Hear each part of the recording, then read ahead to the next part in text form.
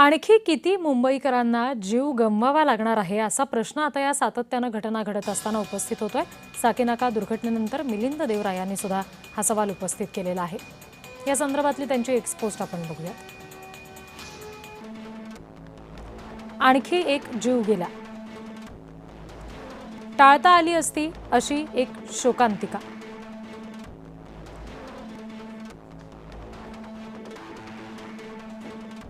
नागरी सुरक्षेला प्राधान्य देण्यासाठी आणखी किती मुंबईकरांना जीव गमवावा लागणार।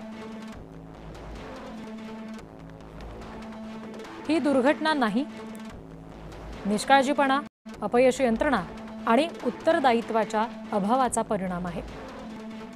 मुंबई उच्च न्यायालयानं उघडी गटारं आणि रस्त्यांच्या प्रश्नावर बीएमसीला वारंवार फटकारलं आहे, तरीही अशा दुर्घटना सातत्यानं घडत आहेत।